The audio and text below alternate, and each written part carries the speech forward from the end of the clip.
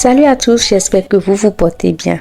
Aujourd'hui, je vous propose la réalisation d'une marinade verte très simple. Ma marinade verte préférée d'ailleurs. On va la réaliser avec très peu d'ingrédients. Quelques épices, mes épices de base. Ail, gingembre et poivre noir. Pour les quantités à utiliser, honnêtement, j'y suis allée à l'œil. Mais prenez par exemple une portion d'ail pour demi-portion de gingembre et le quart de portion, même pas le quart, un peu moins du quart de portion du poivre noir, puisque le poivre noir a un goût un peu prononcé. Donc, n'exagérez pas trop, utilisez avec parcimonie. Ensuite, pour donner du goût à notre marinade, nous allons utiliser de l'oignon, un gros oignon rouge, une dizaine d'oignons verts à utiliser avec les feuilles, puis un poivron à utiliser en entier.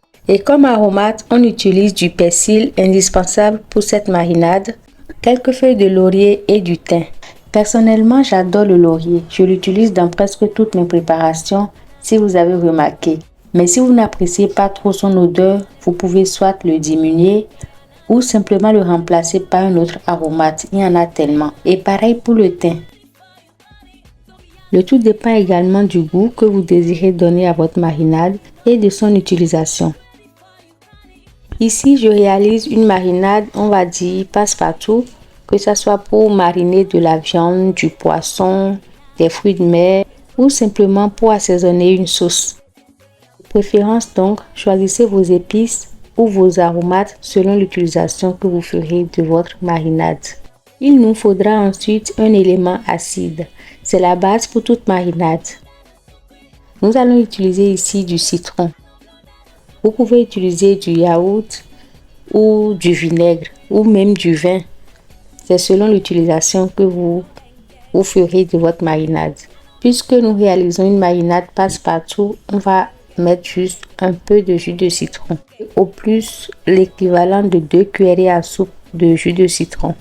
Il faudra également un élément gras qui fait partie des indispensables d'une marinade. Il permettra aux saveurs de se développer. Ici, je vais utiliser de l'huile de graines de coton, mais utilisez une matière grasse de votre choix, de l'huile d'olive par exemple, l'huile de tournesol ou toute huile végétale qui restera stable à la chaleur. Il nous faudra enfin du sel. Donc voilà, on a fait le tour des ingrédients. Tout ce qui nous reste à faire maintenant, c'est de les mettre dans un blender et de les mixer tous ensemble.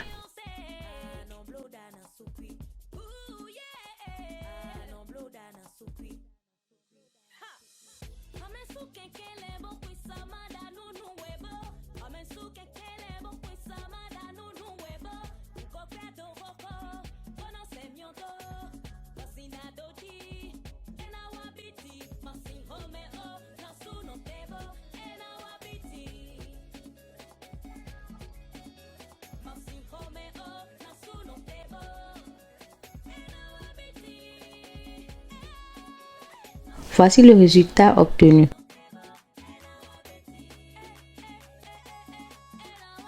À stocker dans des pots préalablement stérilisés, qu'ils soient neufs ou non.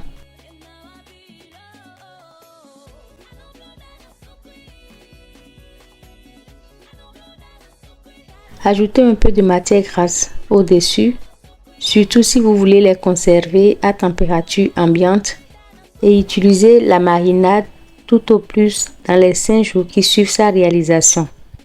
Si vous la conservez au frais, la durée de conservation peut être plus longue. Voilà, c'est tout pour cette vidéo que je vous remercie d'avoir suivi. Likez, partagez, commentez. N'oubliez pas de vous abonner et surtout d'activer la cloche de notification située juste à côté du bouton s'abonner pour ne rien manquer de nos recettes faciles et rapides.